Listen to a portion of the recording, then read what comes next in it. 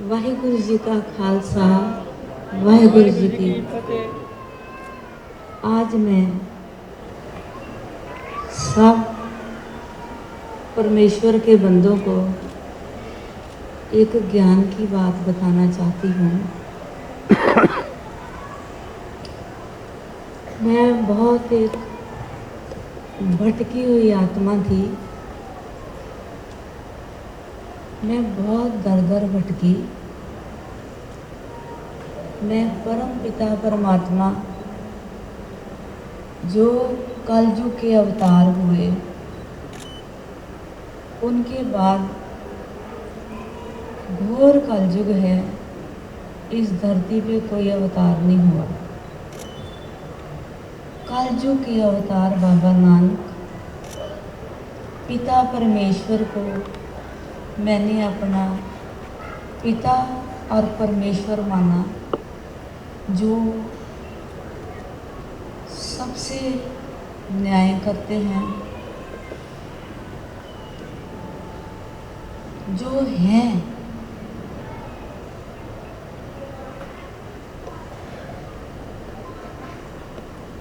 कहते हैं किसी को पत्थर में शिवलिंग दिखाई देता है और किसी को शिवलिंग में पत्थर। बात मानने की है। ऐसे ही मैं पुत्री परम पिता परमात्मा की हूँ, पर इंसानियत को मानती हूँ, क्योंकि अव्वल अल्लाह नूर उपाया, कुदरत के सब बंदे, एक नूर पे सब जग उतरिया, कौन भले कौन मंदे, सब दाते दे बंदे।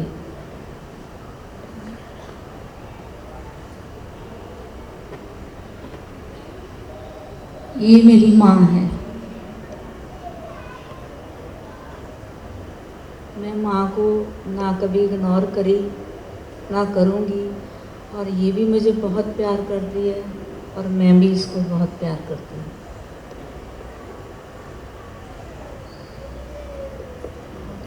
थोड़ा सा इसको दूर कभी पर दिमाग में नहीं रहता तो रोने लग जाती है। She is very loving heart. I love हर।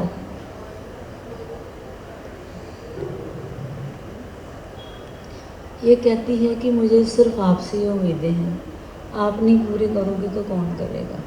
मैंने सल्यूट किया, यस मॉम। तो ये आज मैं बात से सबको अज्ञात कराना चाहती हूँ कि मैं जब जपजी साहब का पाठ उन्हीं की कृपा से, उन्हीं की कृपा से सजे हम हैं, उन्हीं की कृपा से हम सजे हैं।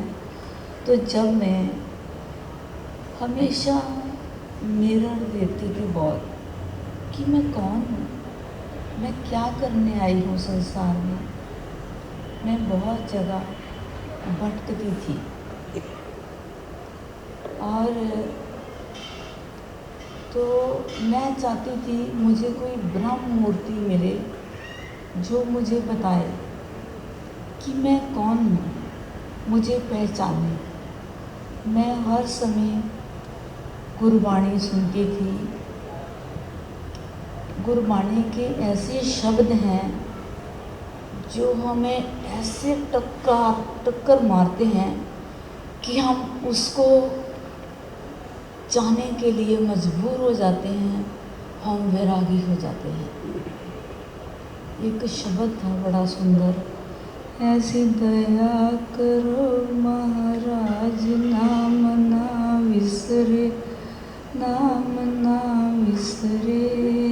ऐसी दया करो महाराज, नाम ना विसरे, नाम ना विसरे। ऐसे शब्द जब मैं सुनती थी तो मैं सोचती थी मेरा अंदर वैरागी था, बहुत वैराग था। तो जब मेरे पति मोहन शादी के 4 साल बाद कुछ परिस्थितियाँ ऐसी पेश हुई तो फ़ौरन चले गए। तो मेरे फादर साहब मेरे पास मेरा पता लेने आए कि आपको इतना विराग क्यों है, क्या आप अपने पति के लिए रोते हो?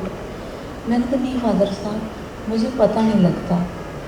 वो 2-4 जगह गए, मुझे वहाँ सेटिस्फैक्शन नहीं हुई। उन्हीं के कोई ऑफिसर थे ब्राह्मण, तो उन्होंने बताया कि ऐसे मुकेरिया में एक लिविंग मूर्ति रहती है जो 1008 महंत गुरु रामादीन दास, आप इनको उनके पास लेके जाओ। जब मैं गई, नो प्रॉब्लम।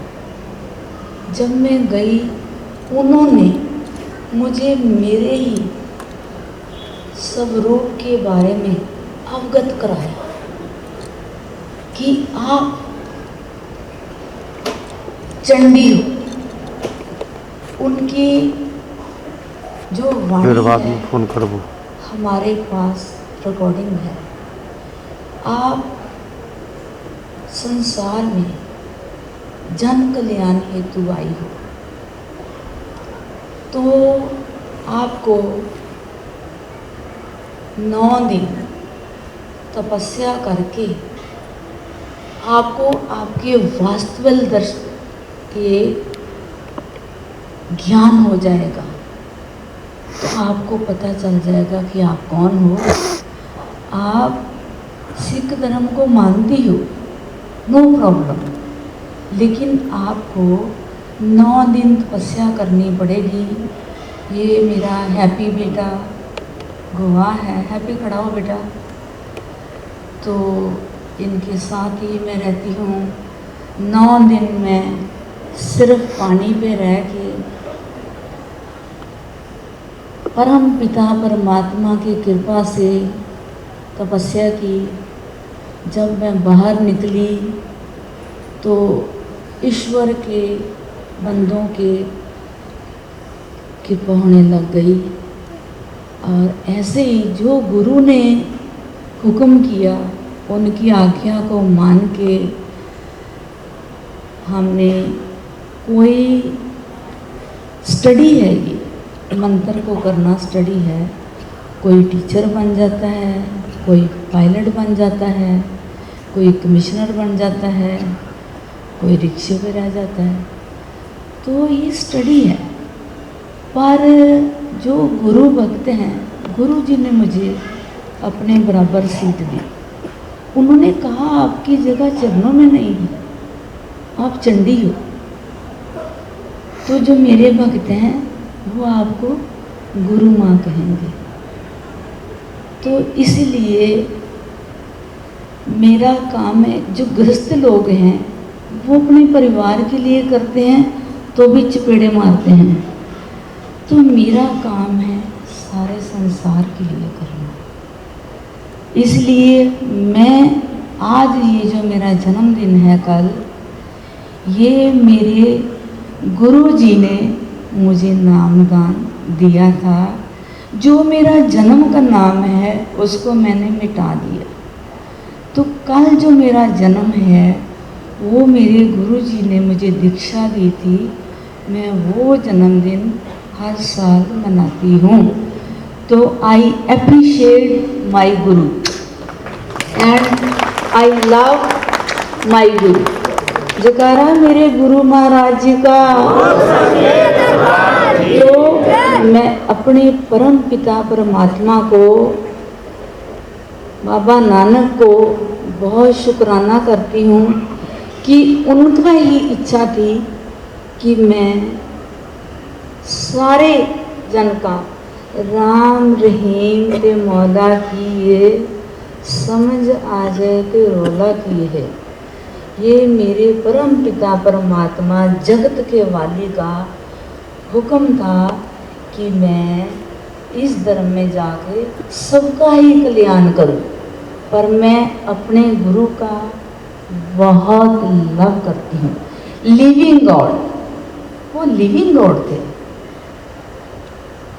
तो इसलिए मैंने उनके हुक्म को माना।